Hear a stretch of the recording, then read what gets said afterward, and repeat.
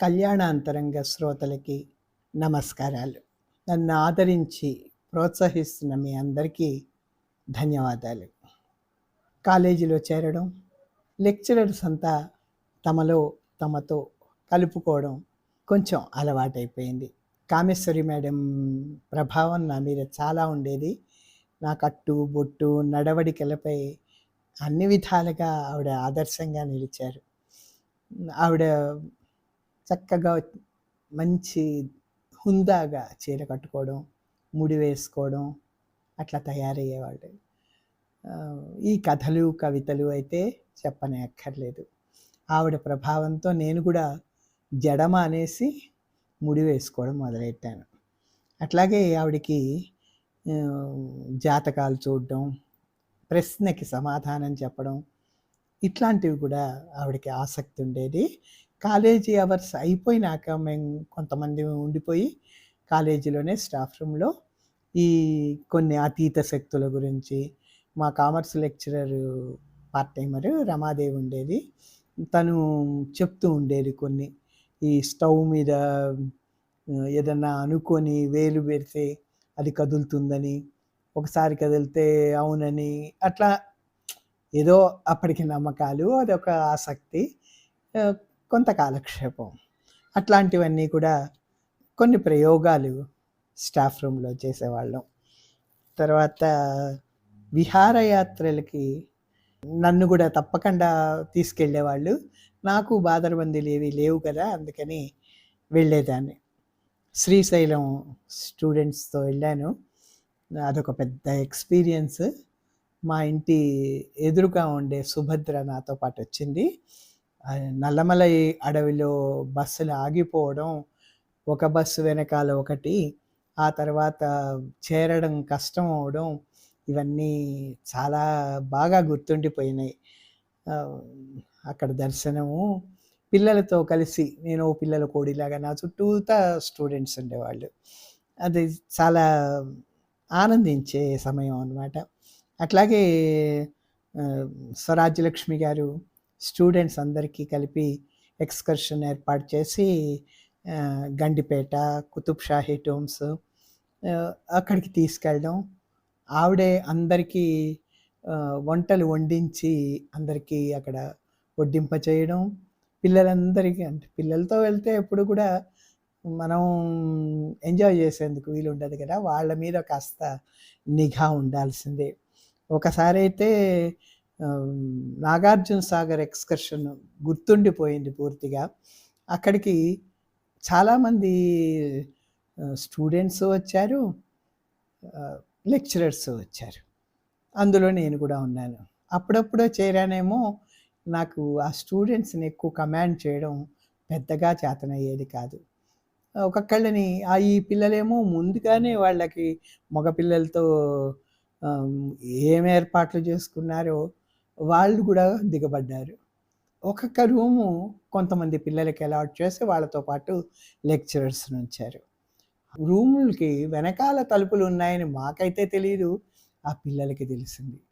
ఎంత కాపలా కాయాల్సి వచ్చిందో, వాళ్ళని ఎంత అదుపాజ్ఞల్లో ఉంచాల్సి వచ్చిందో, చాలా అది మర్చిపోలేనట్టి అనుభవాలు. ఎక్కడికి వెళ్ళినా, మ్యూజియంకి వెళ్ళినా, పడవలో విహారానికి వెళ్ళినా, ఈ మగపిల్లల బారి నుంచి మా పిల్లల్ని తప్పించడానికి చాలా చాలా కష్టపడాల్సి వచ్చింది. అది మరపురాని అనుభవాలు అవన్నీ. అట్లానే వరంగల్ వెళ్ళాం ఒకసారి. ఆ వరంగల్కి లెక్చరర్స్ కూడా ఎక్కువ మంది వచ్చారు. వెళ్ళే వాళ్ళకి కొంచెం ఆలస్యం అయ్యి అర్ధరాత్రి అయిపోయి మేము అనుకున్న చోట మాకు ఏర్పాటు కాల. అందుకని భోజనాలు అవి వెతుక్కోవాల్సి వచ్చింది. ఉండడానికైతే వసతి సౌకర్యం దొరికింది, కానీ బస్ వేసుకొని ఊరంతా తిరిగాం.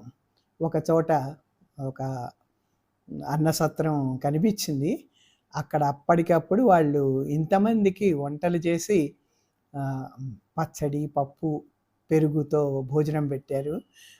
ఆవురు మనం తిన్నాం. వరంగల్ అక్కడ పాకాల చెరువు, రామప్ప గుడి, 1000 స్తంభాల గుడి, ఇట్లా ఎంత చాలా ఆహ్లాదకరంగా సాగిపోయింది. భద్రకాళి గుడి కూడా చూసాం. వచ్చిన తర్వాత స్వరాజ్యలక్ష్మి గారు నన్ను పిలిచి, ఈ యాత్రానుభవాలు, వరంగల్ యాత్రానుభవాలు నువ్వు ఒక వ్యాసంగా రాయి, మన ఆంధ్ర మహిళా సభ తరఫున విజయదుర్గ అనే మ్యాగజైన్ వస్తుంది కదా, దాంట్లో ప్రచురిద్దాం అని మొట్టమొదటిసారిగా నన్ను ప్రోత్సహించారు.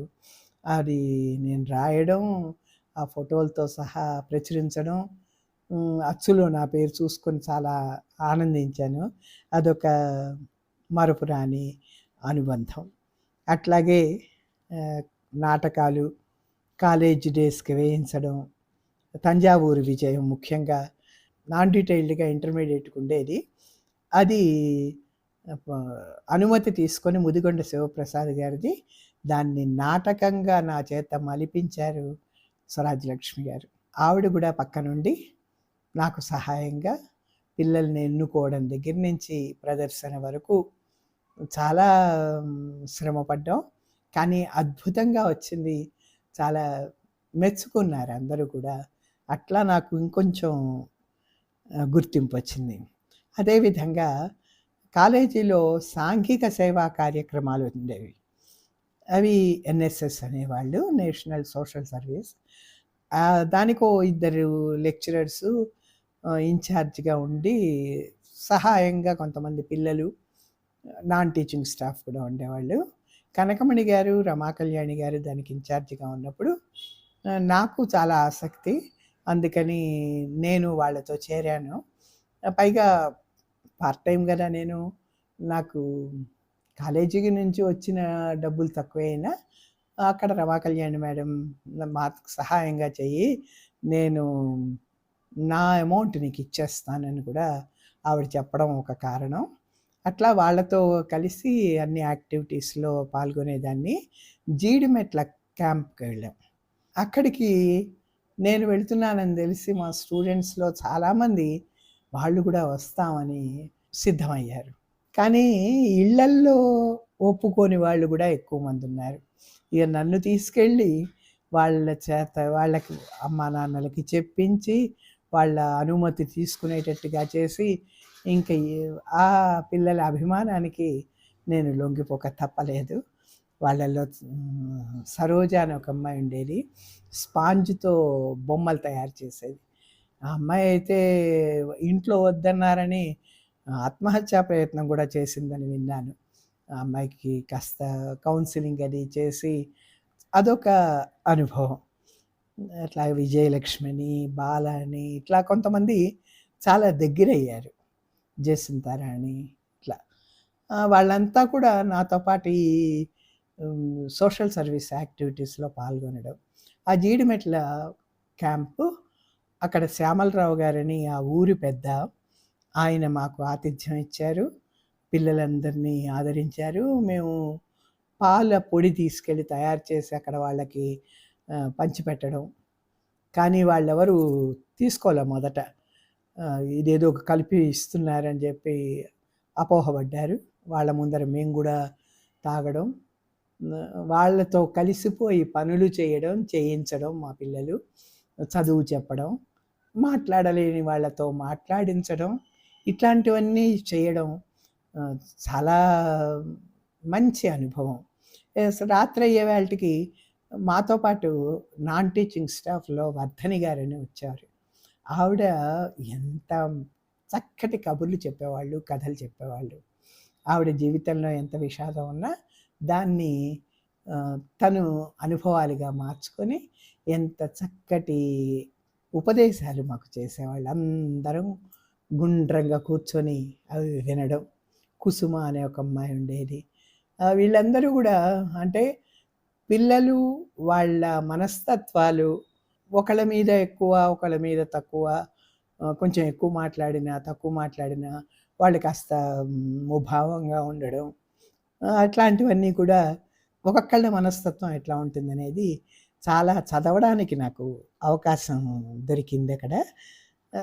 నేను ఎక్కువ ఎక్స్కర్షన్స్ బీకామ్ వాళ్ళతో వెళ్ళాను. కామేశ్వరి మేడం ఉండేవాళ్ళు కదా, అట్లానే సీతా మేడం కూడా. వాళ్ళతో కలిసి నేను ఆహ్, అట్లానే హిమాయత్ సాగర్ అట్లాంటి చోట్లకు కూడా వాళ్ళతో కలిసి తీసుకెళ్ళారు. కామేశ్వరి మేడం చాలా సరదాగా అందరిని నవ్విస్తూ ఏదో ఒక కాలక్షేపం, ఆటలు ఆడించడం ఇట్లాంటివన్నీ కూడా ఆవిడ ముందరే ఒక పథకం ప్రకారంగా చేసేవారు.